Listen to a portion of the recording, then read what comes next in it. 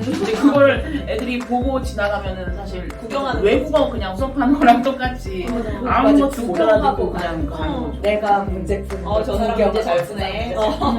뭔 소리인지 모르겠지만 그냥 보고 우선 쓰고 우선 쓰고 무슨 데꿔야 되니까.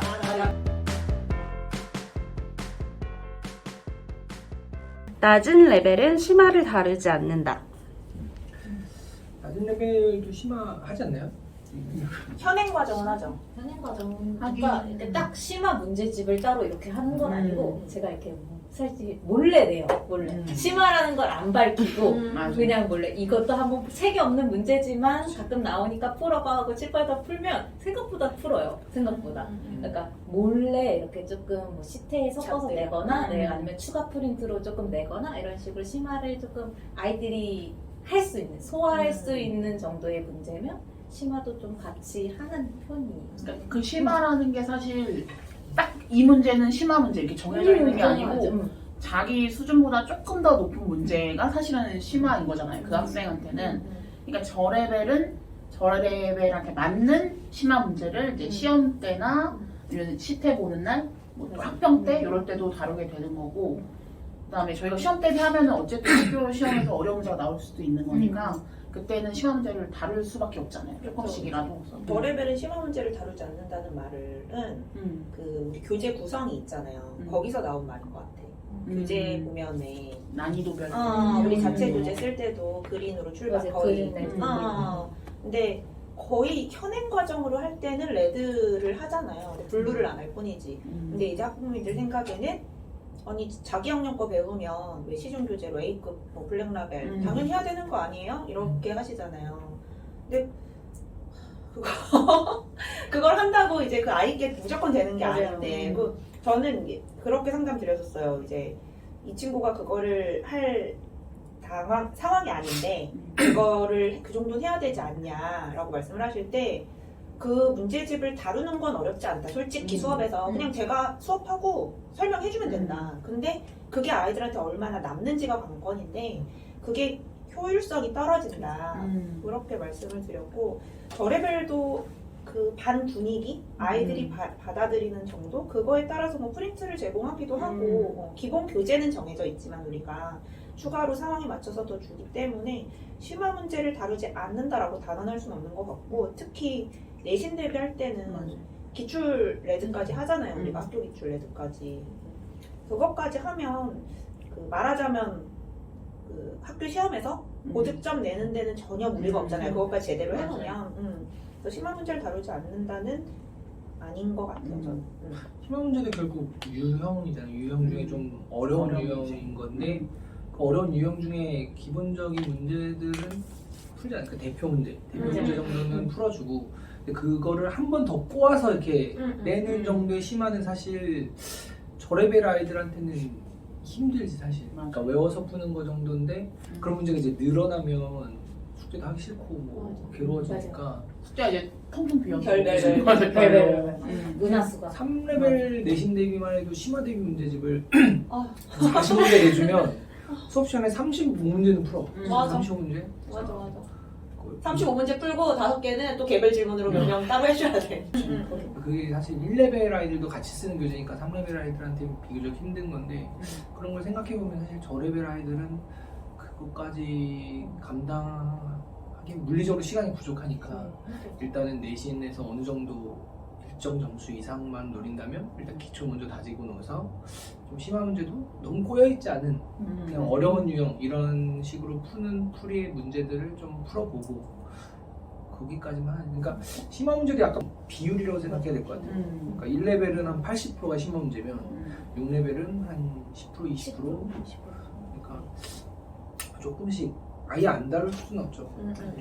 네, 그것도 있는 것 같아요. 그러니까 좀 낮은 레벨 아이들은 심화 문제를 내가 줬을 때 뭐 문제집을 예를 들어서 좀 주거나 했을 때 아이들이 생각을 하려고 하기보다는 유형별로 외우려고 해요. 열심히 하는 아이들조차도. 그러니까는 저 요즘 지금 시기상 어려운 문제보다 왜 기본 문제 많이 푸는 시기잖아요. 지금 이제 처음 시작하니까는 겨울방학이라서 아이들한테 설명을 할 때 그럼 아이들이 왜 뭐 다른 학원에서 뭐 배우고 온 아이들도 있고 그러면은 수업 시간에 눈빛이 초록초록하지 않는 아이들도 있잖아요. 다 섞여 아는 있잖아요. 내용이라고 어. 하는데. 그래서 근데 난 너무 답답한 거야. 왜냐면 얘네가 이거를 그 개념이 중요하다고 하잖아요. 왜? 그러니까는 자기가 안다고 해서 진짜 아는 게 아닐 수도 있잖아요. 그래서 풀어놓은 거 보면 막 너무 힘들게 풀어놨어. 막. 뭐 2줄이면 되는 거를 막 5줄, 10줄로 풀어놓은 거야.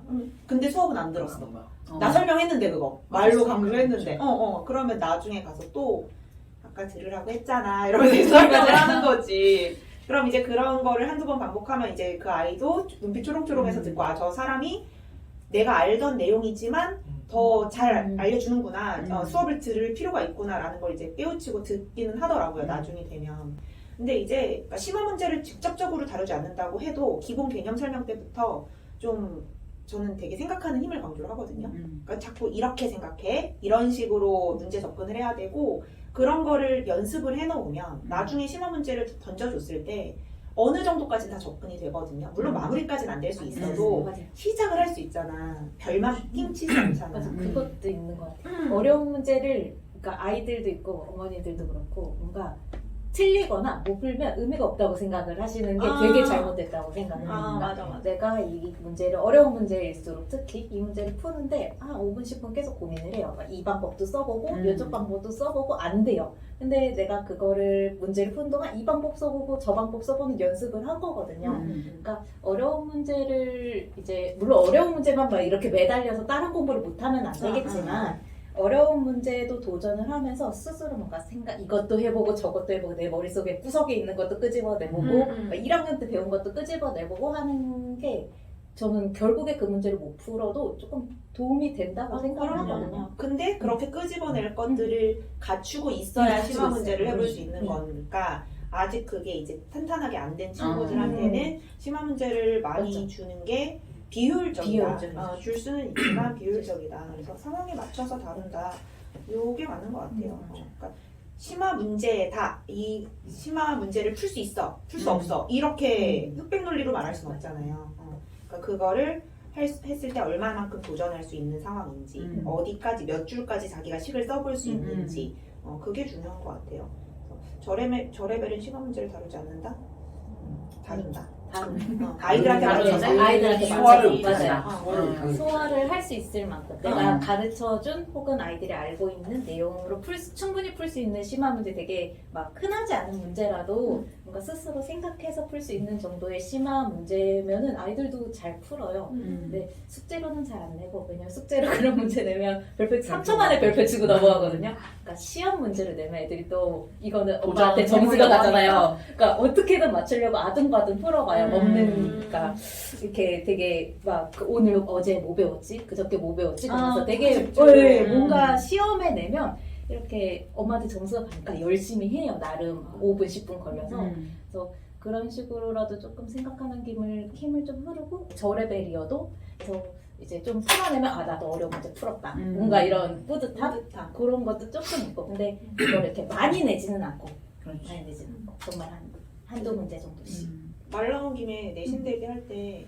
저 레벨 어느 정도 난이도까지 하는지 확실히 한번 정리해 주시면 좋을 것 같아요. 여기 나오는 심화 문제니까 보통 학교 시험 저거 기준이겠죠. 학교 시험에서 어느 정도 수준까지를 다루지 않는지 뭐 이런 거.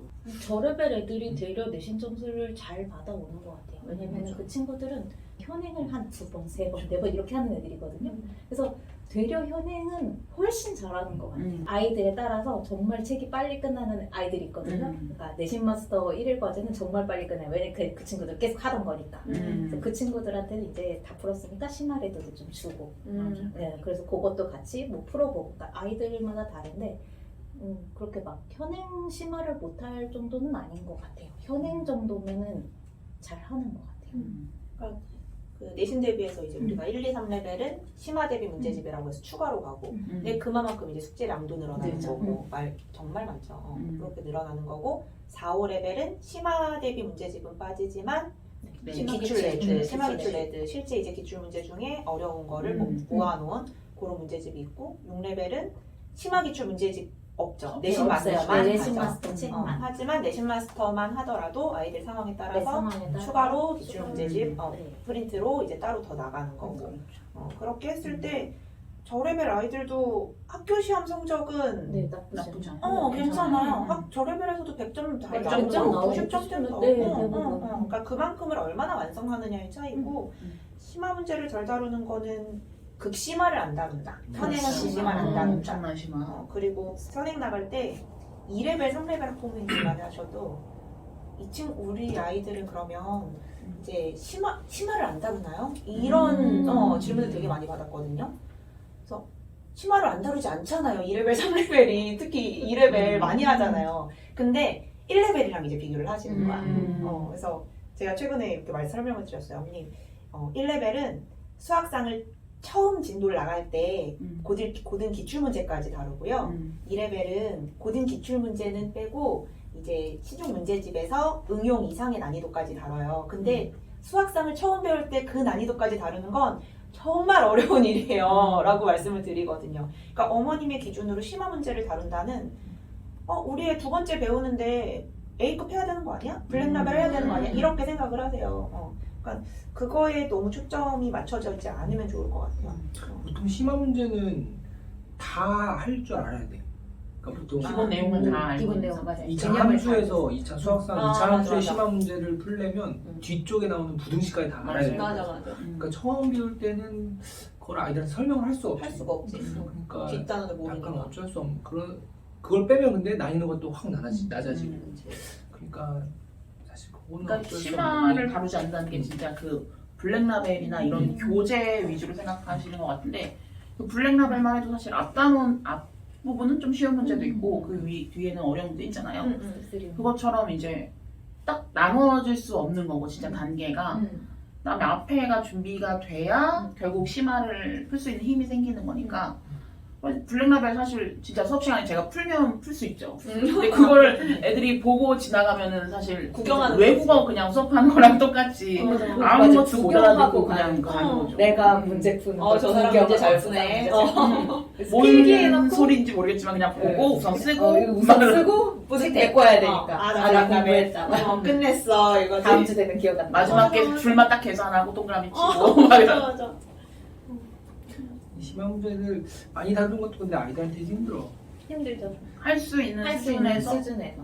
예전에 3레벨 할 때 한번 방학 때 수업을 너무 열심히 했더니 시간이 좀 남더라고요. 한 2번. 그래서 심화 문제 프린트를 모아서 한번 숙제를 내주고 풀어줬어요. 모아서 나.